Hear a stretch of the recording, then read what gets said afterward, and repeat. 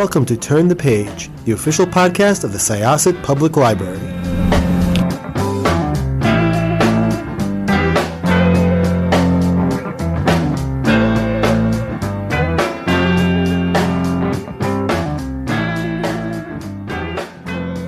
Hello, everyone. Welcome back to Turn the Page.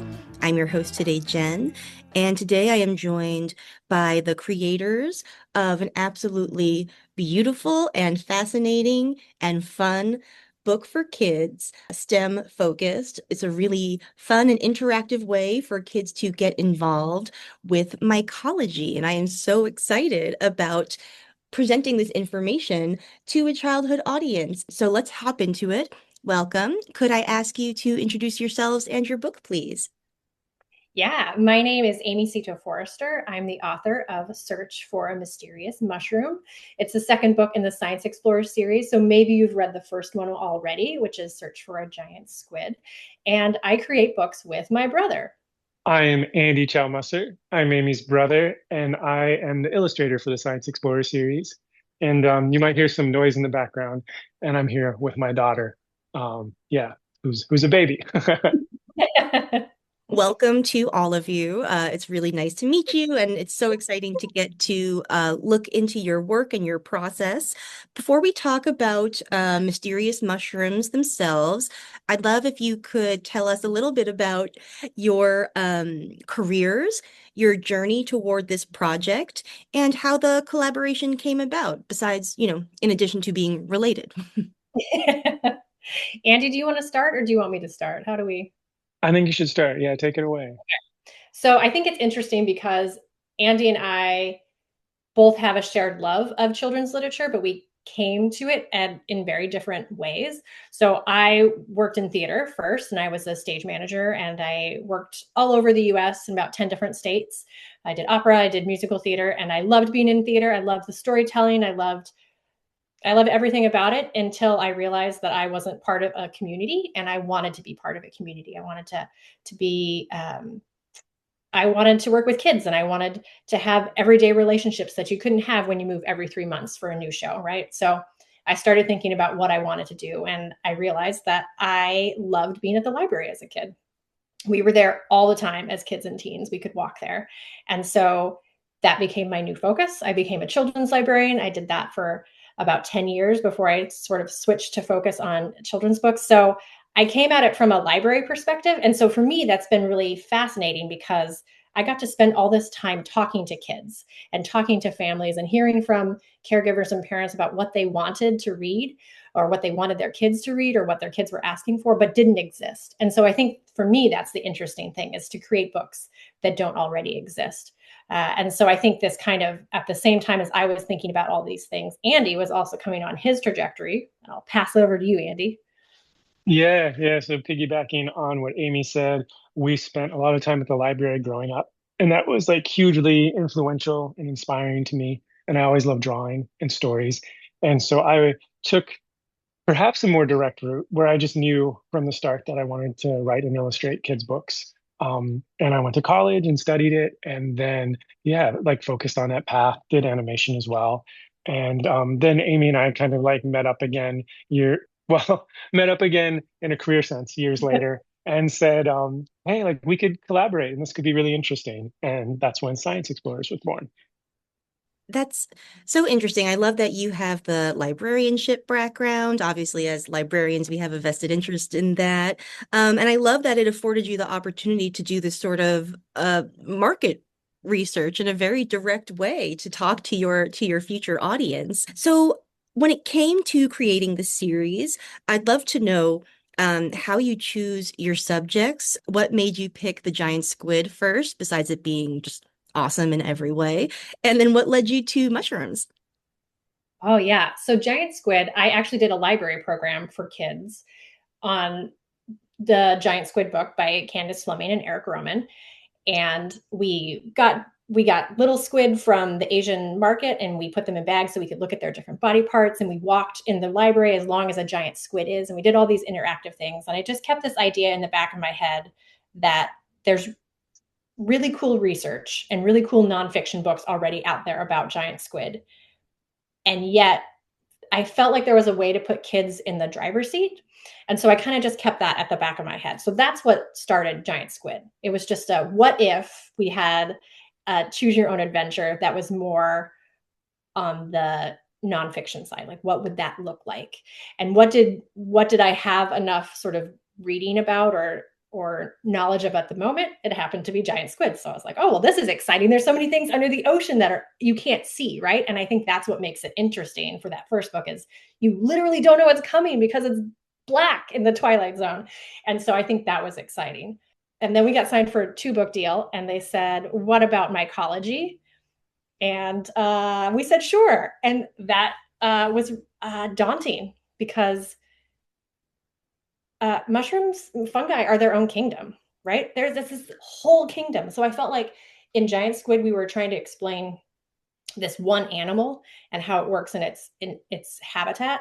And then with our mushroom book, we're trying to help explain this entire kingdom of fascinating living things that doesn't work like anything else. And there are so many quote unquote rules that are broken. It's not an animal, it's not a plant.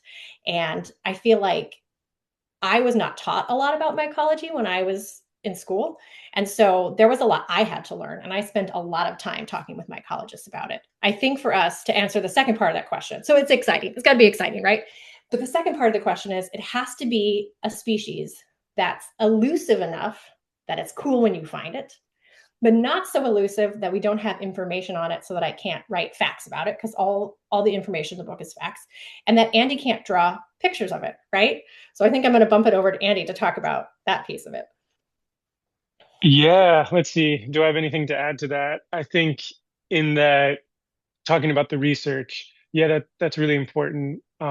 Finding that like elusive species that's in that like kind of baby bear zone of we have enough information, you can find it around the world, or if not around the world, like at least in multiple regions. Like it can't be just endemic to one location.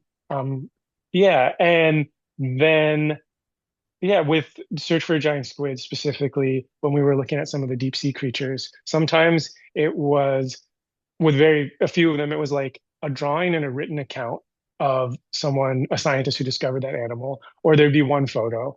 And so trying to like extrapolate off of that and create an interesting illustration could be challenging. But yeah, that's kind of like that's been like a fun challenge for me to kind of dive into that research and see if I can stay as accurate as possible, but then show people something they haven't seen before. And these 2 books being done in order, allowed you to work at 2 drastically different scales back to back. Yeah, it's so interesting. And so on that point, I'd love to know about what your collaboration looks like in the day to day. You're on different Zooms, so I assume that you don't live in the same place right now. So I'm curious about like how do you brainstorm? How do you write together? If you write together, how do then the illustrations come in? Like, what does a day of work look like for the 2 of you? Oh gosh, it never looks the same. And we both have little kids. So it's we text a lot.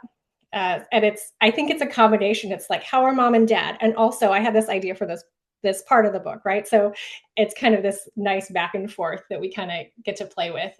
For me, there's kind of 2, and I think probably for Andy too, but chime in, Andy, if I'm wrong. I feel like there's 2 major sections. For me, I do this huge body of research at the beginning because I don't know, I'm not an expert on what I'm writing about, right? So the next Science Explorers, the 3rd book, will be about sand cats, which is the only true desert dwelling wildcat. It's very cool. And I don't know a lot about wildcats. I listen to podcasts and I read articles and journals and I watch videos and interviews. And once I feel like I have this body of research, and I feel like I understand the major concepts and terms, then I reach out to scientists who have studied that animal or that species. And I say, hey, would you be willing to jump on a Zoom or a phone call with me? And I'm going to ask you some questions. And they're an incredibly generous community, no matter if it's mycologists or marine biologists or zoologists. There's so many people who want to share, especially with kids, what they do and why they do it and why they love it. And so then I'm able to get these firsthand accounts. And then I take all of that and then start plugging it into the structure with the 12 different endings. And so it really, and then we really start going back and forth, right? So I do this body of research first, and then the collaboration starts. So it depends on where we are in the process, I guess. And I'm going to let Andy like jump into the next step of the collaboration. Yeah, we've been so lucky because we started collaborating in like 2019, 2020. And that's when we started getting access to like a lot of like cloud tools where we can write a document together and we don't have to be in the same room. And that's been really helpful. So we have documents and spreadsheets. And at a certain point, like I start laying out the book. And I think it's a little bit unconventional in that way. Like oftentimes, as I'm sure many people know in the publishing industry, the author and illustrator work pretty separately, and they go through the editor and the art director, sort of like managing the communication and helping keep the direction like focused and consistent. And for us, there's a lot more where we talk throughout the process to make sure that the research that Amy is getting and the text that she's writing will work in not only the choose your own adventure format, but in a graphic novel format. So yeah, so then there's like this middle period where we're communicating a lot, and then I'm laying out the book, I'm doing sketches and offering suggestions of how to rewrite the text so that it can all work together. And then Amy makes these really helpful like spreadsheets with links and all the research, like sort of like a living bibliography, I might say, and then like folders with images. And so then I'm diving into that, and there's a lot of back and forth. And then once the manuscript gets finalized, then I sort of take the ball and yeah, just continue that research. I watch documentaries and watch a lot of like film, as much film footage as I can to see different angles of animals and locations. And then there's periods of fact check where we check in and just make sure everything's as accurate as possible. And of course, we work with the team at Chronicle, who is just incredibly helpful and very supportive of our process. Andy, I hope this question makes sense, but when you are putting together the illustrations for a choose your own adventure book, do you draw in page order or do you draw through a narrative? Like what does it look like in that case? Yeah, that is a great question. Generally, I draw through a narrative.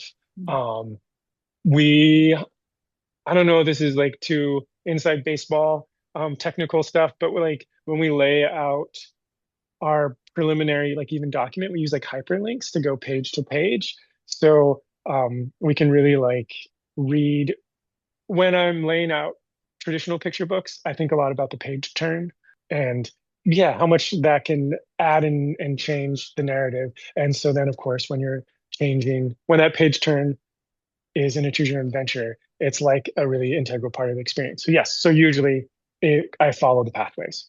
And we do a giant flow chart that helps us keep track of it, because we at first were trying to keep track of it on paper and then just in our heads. And anytime you change, you decide, oh, I want a 2-page spread here because this is just a cool animal, or is there a waterfall, or rock climbing or whatever. You decide that needs 2 pages, then you have to move something else around, and all your page numbers change. And I think I send Andy a text message that says, I hate page numbers at least like 5 times in the process. Every time. Yeah. I can't even imagine like, how the original writers of like the choose your own adventure novels did this without, hyperlinked text and without access to like computers and word processing. It was probably like just, bulletin boards and strings and all those sort of the stuff. I would have loved to have seen that. I'm sure it was wild. Yeah. Yeah. So you've already talked a little bit about your research processes, and it's really interesting to see the two different processes for like the text and the illustration and then how those dovetail. But was there anything really that you personally found super interesting or surprising? Like what was your favorite little like hard won nugget of research? Oh, great question. So one thing that's cool that I think ties the books together in a really cool way, and it makes me think about what compounds things are made of and creatures are made of and how we're all connected, is that mushroom cell walls are made of something called chitin. And this is the same material that giant squid beaks are made out of. It's the same thing. So the thing that like allows a squid to eat their food, like tear their food apart and eat it, that's their beak, it's like a parrot's beak, is the same thing that's in the cell walls of a fungi. of almost all fungi, I believe. I don't quote me on that one. I'd have to double check that on my research. But most fungi, as far as I know, have chitin in their cell walls, which is just cool that this same material is used for these two different, vastly different living things. It's fascinating. Yeah, yeah. I think mine would be in the book, we touch on how to identify a fungi and the different steps. And one of them is looking at the DNA. And that's not coming from a science background. I've always thought that's fascinating. But like practically, how do you do that? And so it was fun to dive in that research and like watch scientists take an actual DNA sample and then think about the best way to share that with kids. That dovetails beautifully with my next question is making all of this science accessible to kids. It's super interesting. You've talked a little bit about how consulting with experts in the field have helped you. I'm particularly interested in how image and text work together in order to do those things. That's usually a question that I ask about comics, but it's a play, it's a play here too. Yeah, how do you go about like, I guess that has to do with like page composition, and sort of like with the relationship Yeah. between the words and the images. How does that all kind of come together? Yeah. Oh, I have lots of thoughts. Amy, is it okay if I You go for start it, on and this I'll. one? Okay. Yeah, yeah, yeah. Yeah. I think when Amy writes it, she has so much rich material to pull from, and she is kind of like painting a picture with her words, like, with the mushroom book, like, you're in the rainforest and you're hearing things, you're seeing things, and like engaging all the senses. And then it's really fun for me as an illustrator to have all that information and then think about like, what can I put in the illustration? And then once I do, then I feel lucky in this situation because I have agency to go back to Amy and say, like, what if we take out some of that text? It's not so necessary. Like we have an image now that's interesting. And so and because of the format and the age range we're aiming for, we have like a specific amount of sentences that we feel like work per page. And so we're aiming for that. There is sort of this sort of guideline or way of thinking about image and text that I'm sure most people on this podcast are familiar with, and that I think a lot about, which is that images usually in picture books, images and text usually work together in one of three ways. One is that they parallel each other. The other is that they complement each other, and the other is they contradict each other. We don't really do much contradiction, except maybe in like suspenseful places, perhaps, but I don't think so since it's nonfiction. But I try to think a lot about complementing each other, that like if this is said in the text, then maybe I don't show it. Or if I show it, then give a note to Amy. Let's take this out of the text. Yeah. And then beyond that, I try to think about how to put as many cliffhangers as possible to make those page turns interesting and also worthwhile, because it is a lot of work to turn pages and find it. And it's also important, like we think a lot about like skills that we're giving kids through this, like not only reading, but also the physical experience of the book. So just ways to make the narrative support that experience so it doesn't feel like work for the kids, that it just feels like fun. Yeah, and adds to the overall story. And I think one of the ways that it's really great to have that interplay between us and that collaboration that not every author and illustrator get is that there's a lot of new terminology when you're jumping into nonfiction, right? It doesn't matter what the format of nonfiction is. There's almost always a glossary. I hope there's a glossary in most nonfiction for kids. And there's going to be a lot of terms that are new and in some cases, perhaps challenging to sound out. We try and put pronunciation guides in for different words, or like all the mushrooms use their Latin names because a lot of them don't have common names. So we had to use them. So we try and scaffold in that way. But once you start adding your pronunciation guides and you're digging in and adding all of the it's a balance between trying to be as scientifically specific with your terminology, because I think it's important to introduce those words and concepts to kids, and also not make it so bogged down that you can't enjoy the narrative, you can't enjoy the adventure, right? And so I think that's what's great about us working together is that Andy can say, "Oh, I put this in the illustration." Or I can illustrate that concept. So you can shorten that sentence and give me more space to show it so that kids can understand it and learn that concept and feel like they could apply it somewhere else without having to like dig through a paragraph of text, right? It's a really cool process because I think what I think of is Andy and I are not experts on these subjects that we write and illustrate about, but what our job is to take this vast amount of information and pull out the important things, pull out the things that we think are exciting and interesting and helpful, so that you can go forth and then pick up another book about mycology, pick up another book about India or Ecuador or Hawaii, right? Like, this is sort of your gateway to exploring other things, and hopefully you now have a better foundation of what it looks like to do an expedition and look for a giant squid or a particular fungi. So that's kind of what we think about too. And what role does the choose your own adventure aspect play? Because that seems to really be very transformative for how children interact with and learn from books. So a choose your own adventure is something that I have wanted to write for a long time. And I think it's partly because when I was a children's librarian, anytime I would introduce that format of books to kids for the first time, it would blow their minds, right? It could be one-on-one having a reader's advisory conversation at the library, or maybe I'm visiting a whole classroom of third graders at a school, whatever the situation might be. And you can just see the look on their face when they realize that they get to make the decisions and they get to have the autonomy to choose, because kids just don't have a lot of autonomy in life. And that's just part of being a child, right? Like, you don't decide when you wake up a lot of times, when your school starts, what you're studying, what your chores are, probably what you eat. And so there's so many times in your day that you don't get to make your own decisions. But here in a choose your own adventure land, you do. And you can go back if it doesn't go the way that you want it to. So I think we think about, like Andy said, we want to make the page turns rewarding. We want to make sure that it's not just feeling like we're making you turn the page just because, right? It's for a reason.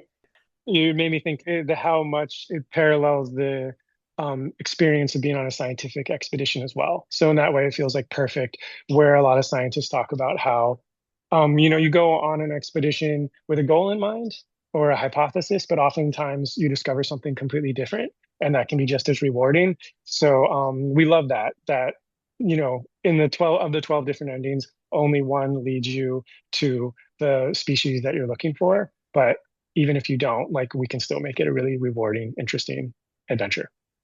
And that's something we wanted. We wanted to make sure that every ending felt like you discovered something new, whether it was a rare species or some fact that you hadn't heard, or it's an underwater brine pool, or it's this really cool waterfall, or whatever it might be, something that no one else has seen or hasn't experienced in the same way as you have. And I think when I've talked to scientists about that, when I've interviewed them, they really respond well to that idea, because so much of their work is not necessarily linear, right? It's, you kind of follow where things go. You don't know what you don't know, right? Which is exciting. I think that perhaps the only real big rule the publisher gave us was that none of the endings could be that you just die, which is something that was like, I love so much about the older Choose Your Own Adventures, and was also very frustrating. And so that was a really fun challenge. And to be like, okay, it can't be just like you meet a hazard and then you die and that's over. Like, let's see if we can be more creative. So that's been fun. But I think it allows the books to then be able to skew younger too. So we're writing for an audience that's in elementary school, but because we don't have anybody die or get seriously injured, I am finding that a lot of families read it together. And so they're reading it with their younger kids as a read aloud or a bedtime book together. Because the great thing is, I think, about a choose your own adventure style too, is that you get to repeat your experience. And so you're encountering those terms and that vocabulary in multiple readings in a way, hopefully, that doesn't feel redundant, that doesn't feel like it's work. It feels like it's part of it, that you are going to, you're going to encounter bioluminescence in multiple pathways, right? So you're going to get that idea in kind of different ways. And so to me, it's exciting. I also don't have to choose just one ending. I mean, of course, there's going to be that one ending where you find it, but it allows me to not have to choose, because I always have more to write about than can fit in a standard book. I love that. And, that's what I was thinking as I was reading it, is that, the choose your own adventure model kind of allows you to, model the scientific process, as you were saying before, for children. And also, like, sort of, I think, introduce the idea that, like, failure is sort of inherent to the process, and it's not really failure, but like every once in a while, you're Right. not going to meet your goal. You're going to encounter an obstacle. And that's really important for kids to learn, I think, because like our educational system doesn't really work that way. Like failure is pretty high stakes oftentimes in school. And so I Yeah. think that's like a really powerful message too. Yeah, yeah. I think that's one thing that we talk a lot about is at endings of finding ways to highlight the success, especially on those endings where we have a few where there's a little bit more peril, like maybe you break your foot or something, and then you lose your samples, and then you end up going to the hospital. But then we never end it there. We always have like a scientist come back and say like, but you also found a really cool anteater or this other species, or you took photographs and to remind the reader that like yeah like it wasn't a failure, it was just a learning experience. And it's interesting too, as I keep continue doing research for more books in the series, is that I will find scientific papers that basically say that say, here's this research we found about sand cats, for instance. This is an article that I read, and they said, we didn't go out to learn about sand cats. We were studying this bird. And we were in this particular area because this bird is really important. We got funding to study this bird. But while we were there, we ended up getting all this data about sand cats, and we wanted to put it out in the world for people to be able to use. And I think that I love that spirit of sharing information and saying like, here's what we learned. And it's just this small slice, but cool, great. Let it inspire you to do something else with it. So that's been really cool to see what we have discussed so much mirrored in the actual literature that's out there. We often end pathways saying other scientists will be excited to go back and research this thing that you found, hopefully like reinforcing that like it doesn't have to be you, and you can just be a part of this community like Amy was talking before, whether it's librarians or scientists, like learning and sharing, discovering together. It's really lovely. I think it's full of like really interesting information, but also lots of really lovely lessons for children. I'm really grateful that you came to talk about this book with me and share your process, your research, and everything. Thank you so much for stopping by the show. Thank you so much for having us. Yeah, thank you for having us. This has been fun. You're so welcome. And I look forward to hearing more about sand cats. That's going to be great too. We're very excited to share it when it's ready. Excellent. Okay, listeners, please check out Search for a Mysterious Mushroom. Pick your path. It's absolutely delightful. You will learn so much interesting stuff, and you'll also meet a whole bunch of really fun explorers too. It's a really great book. All right, thank you for joining us, everyone. It is now time to close this chapter. It's time to close this chapter of Turn the Page. Join us for the next episode.